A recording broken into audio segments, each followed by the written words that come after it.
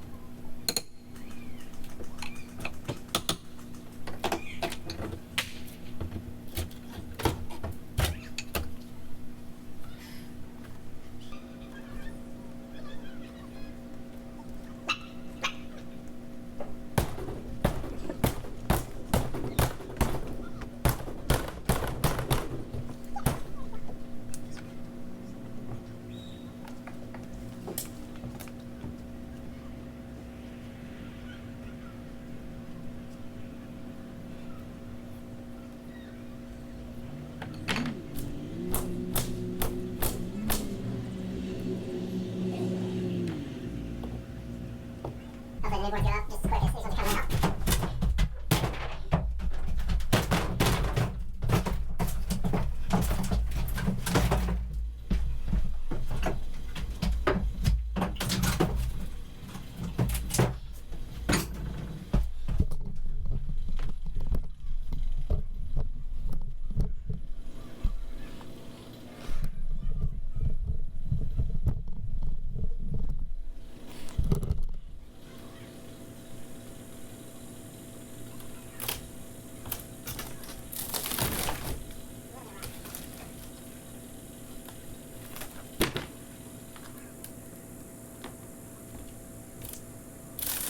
For this thing, it's completely deteriorated.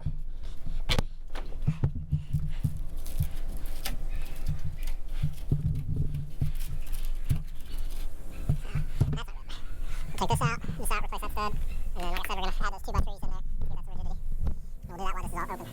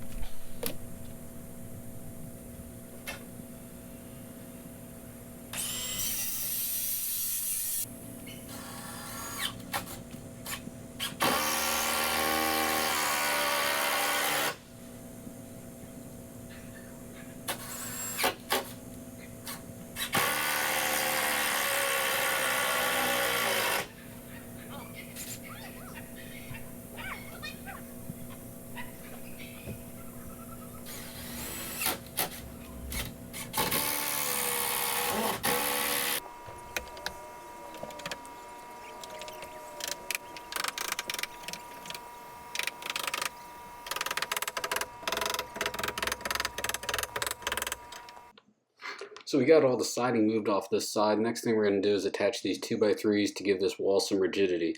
Now anything that's going into regular lumber, you can just use regular screws. I'm going to use 3-inch screws.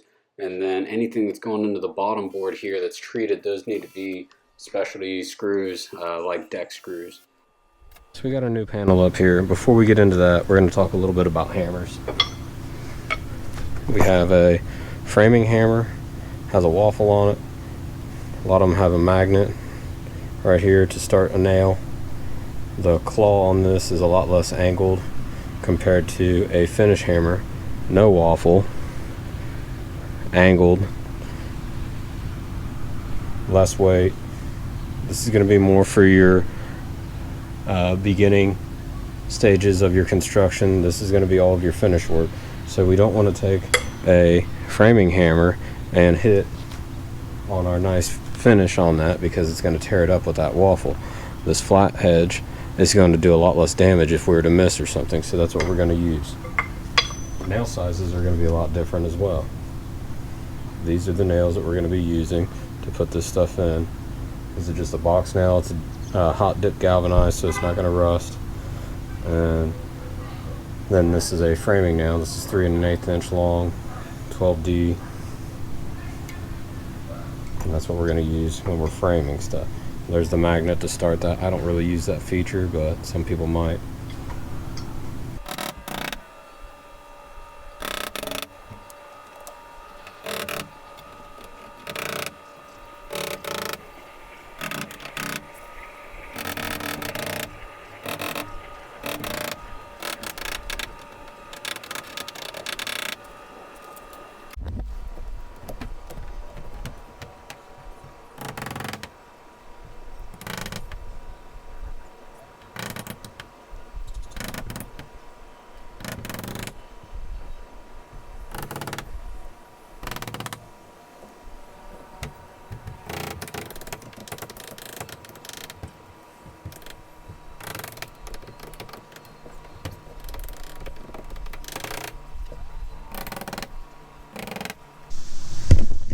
So that piece shows some pretty significant water damage, but we're going to try and be careful with taking this piece off here so that we can trim it out, and then also here, and trace that out onto our new piece.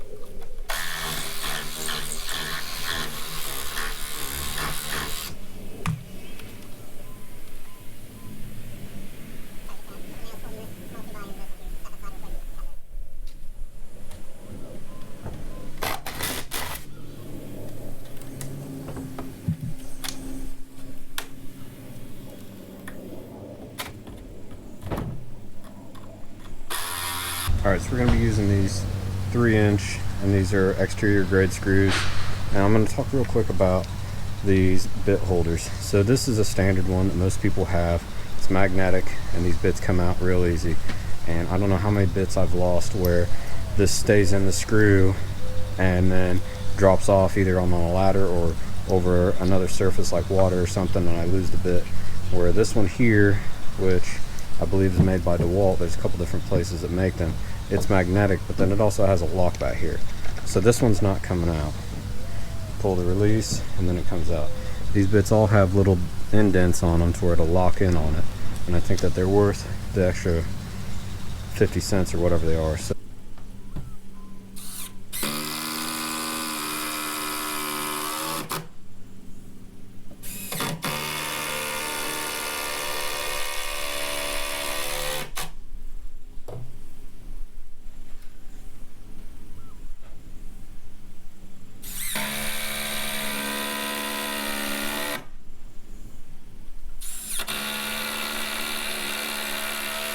Alright, so all my cuts that I'm making, I'm not running back and forth to the chop saw. I'm just using my rigid battery powered circular saw to make my line. And I use a speed square to mark it. And then put my mark on my saw, lined up with that, and then I'll hold my speed square there to give myself a nice straight edge. Now all you're going to do is just push against that straight edge.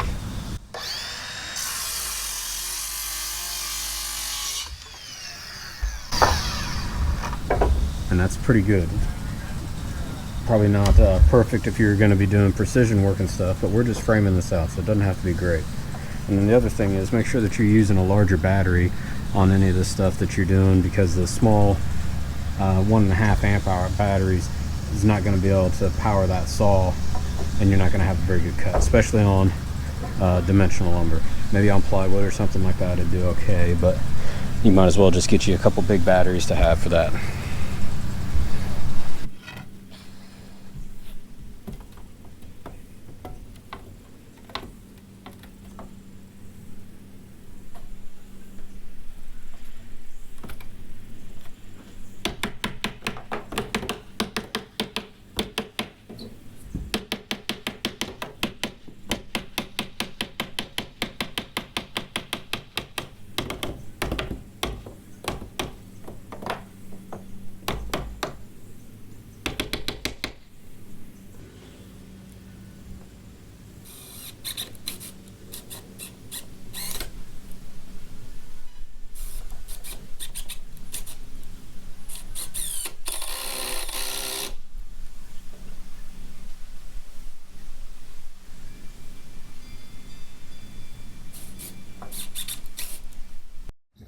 Alright, we got this reframed.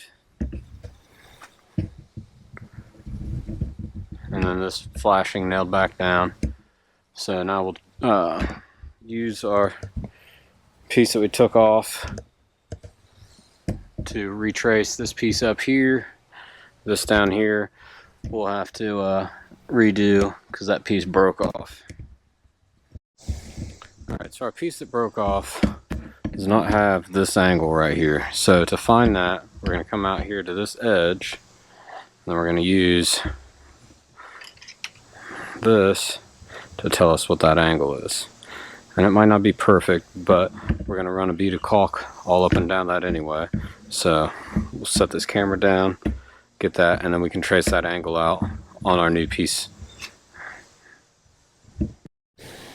Alright, so we used scrap pieces from what we took off over here to fill in on this piece, and then I made a joint here just because I didn't trust myself to not break this piece that goes around. This piece of metal here will get nailed in when we replace this board, because it's all rotted out down here. This one will get replaced, and this one here on this side. Alright, so it's the next day. Back out. We've got all our trim done. Replaced one piece here, and the one that was there just had a bad spot on the corner. And so here's one door we went ahead and redid. And I just cut that in half. The bottom part was the only part that was really rotted. And then instead of doing this zigzag pattern, I'm just going to do just one across. And so where I cut it in the middle is going to be hidden by this trim piece. And then we'll do the same on this one as well, just because the only bad spot is right here on this bottom piece. So we'll do the same thing and redo that. Got one set of hinges over there that I painted. Those are going to be sitting there drying. Next thing we're going to do is, this is a new piece of trim on this. We're going to paint this trim at least where the hinges are going to go, to where that way we don't have to worry about trimming that out and being careful when we're painting.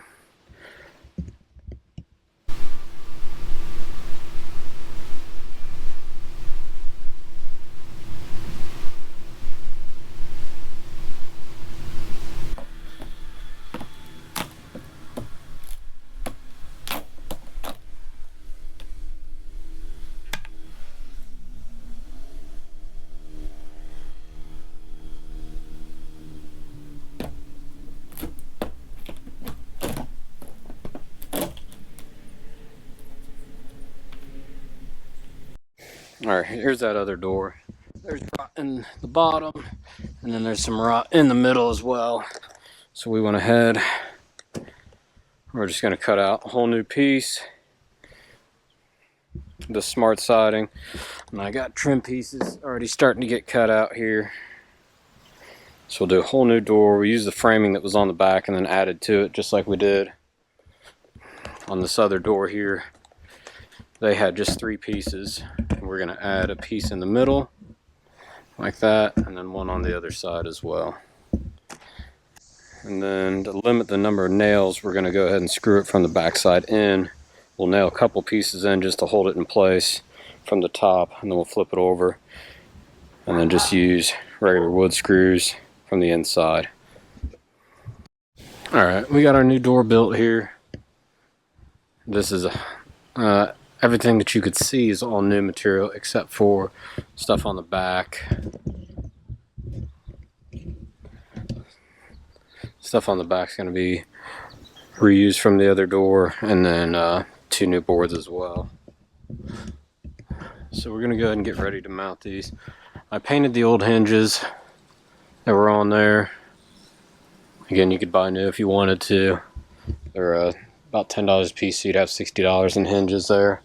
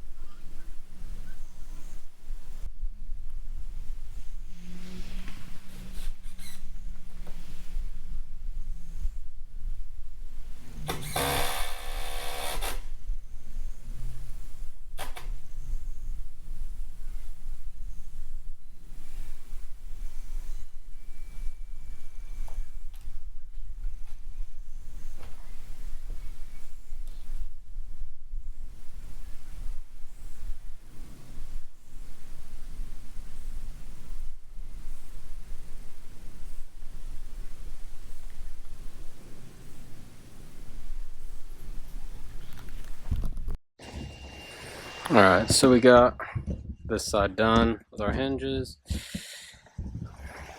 Again, we'll touch up all these.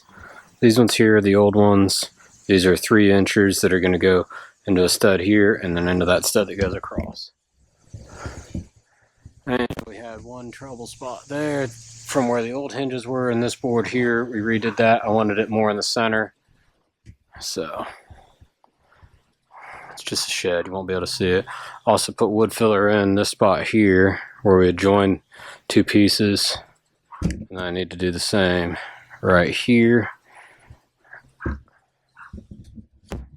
Alright, let's keep moving on to this next door.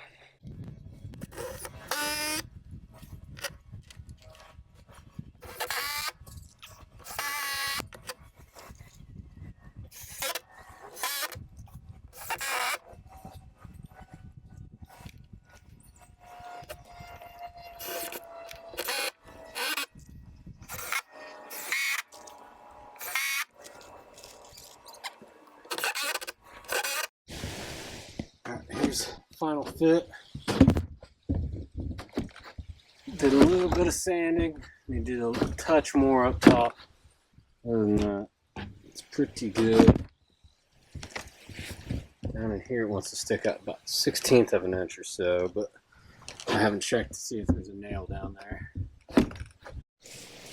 Alright, it's spitting a little bit of rain out, so we're going to build this ramp inside for right now. So far what I've done is I have my boards on the end cut down to an angle.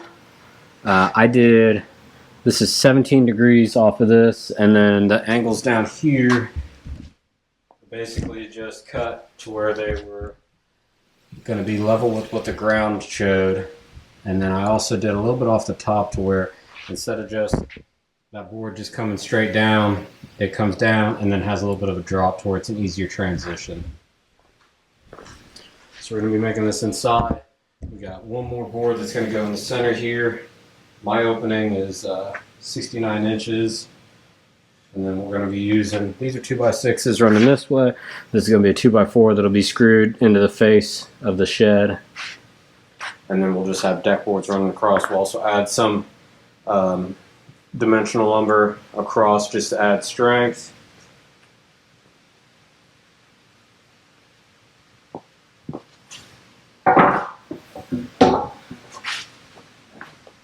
So here's a close-up then of what this top looks like. Drop down about 3/4 of an inch just to where it gives a little bit of easier transition coming up, and then this was just cut about as level as I could with what the ground was. And then on this end here, 17 degrees off. And when you cut that piece off of your end, use that small piece as a shim right here, and that should hold this board in at the perfect angle. Now this piece here is going to be just under the face to where it's not interfering with it.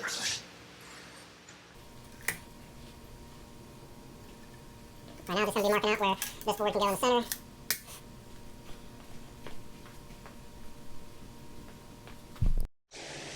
Alright, so we got this mocked up for now. Got the clamps on it.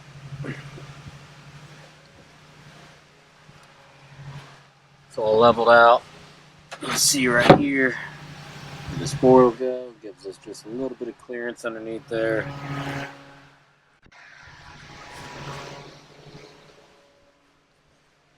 And then putting a stone or a block underneath this. Watch out, pup. That's my baby doggy. And then this side over here will raise up. It's off the ground just a little bit, so we'll probably put 2 blocks underneath there. But that's pretty good. What are you doing there, helper? Okay. So, get out of here. Get out. And we'll just run those deck boards over. Still has clearance to open. I'll show all that here in a second. We'll get this screwed on and then start putting these deck boards down.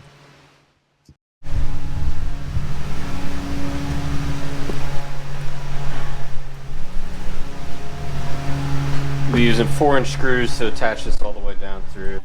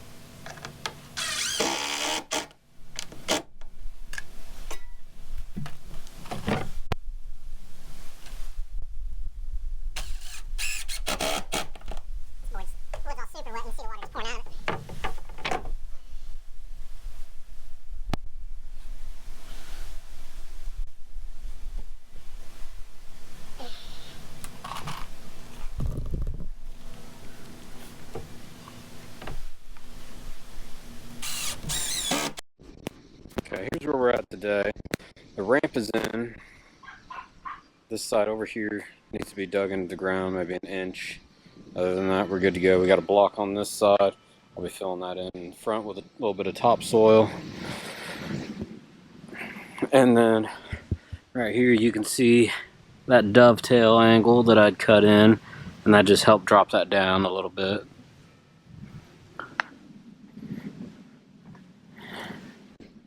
And the mower fits in here just fine.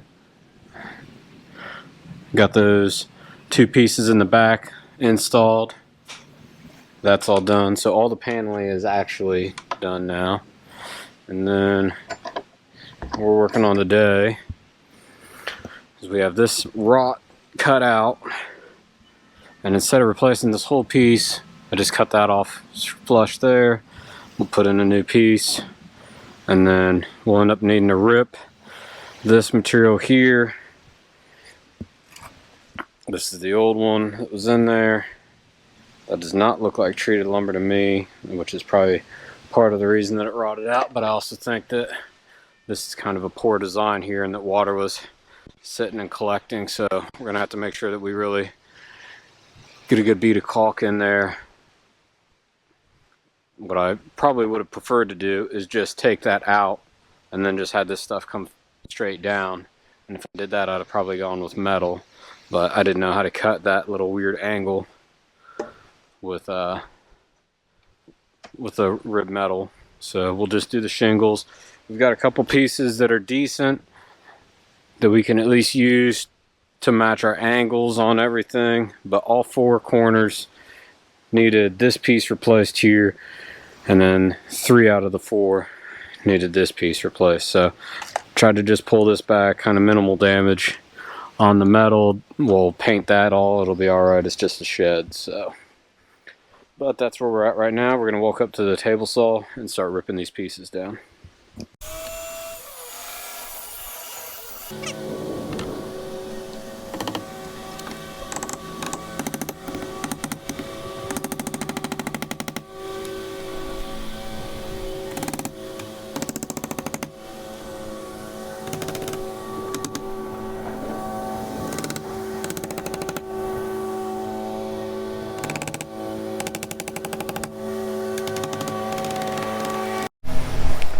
We got our first piece on here.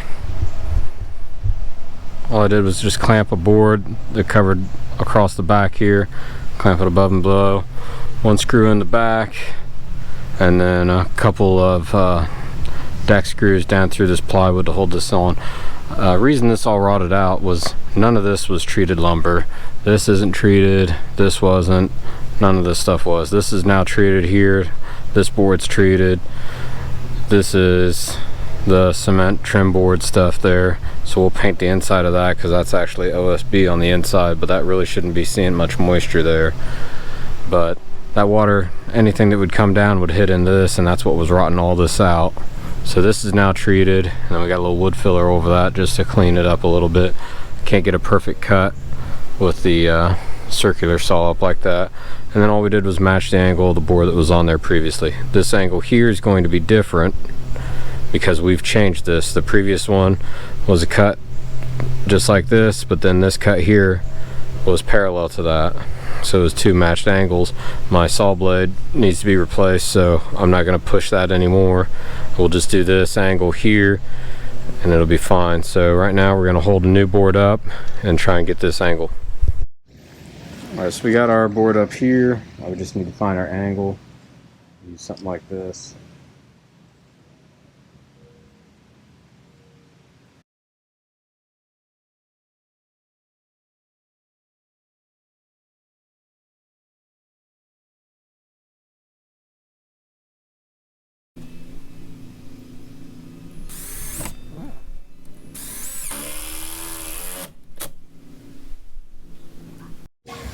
Alright, here's our finished angle, and then sticking out just a touch there, so we'll clamp that and then put a screw in the back of it as well.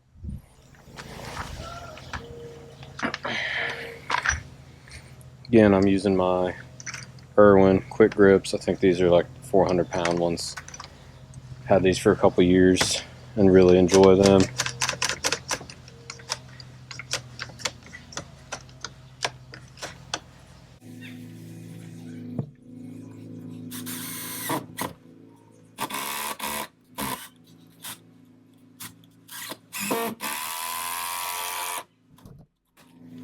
little wood putty just to cover up the gap a little bit. Our new piece of trim in, and then we started painting this here as well. So we have all 4 sides of those done. The front piece here, put in a new trim piece on both sides, this first piece, and then up and staggered this cut here, and then on the back they just needed these 2 pieces.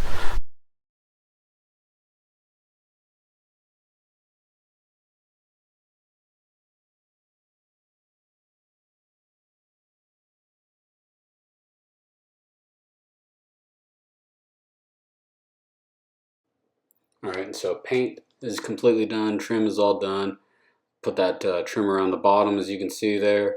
And I also took and ripped a 2x12 and finished that out around the edge on the bottom, gave that a cleaner look. You can also see the new shingles. I ended up just putting new shingles right over top of the old ones instead of removing them and doing all that stuff. But it turned out pretty well. Pretty happy with the results of it. And then we'll take a look on the inside here, and you can see the extra storage I added, some shelves all the way around. But all in all, pretty happy with it. So look for the next video where I do the price breakdown of everything. And thanks for watching.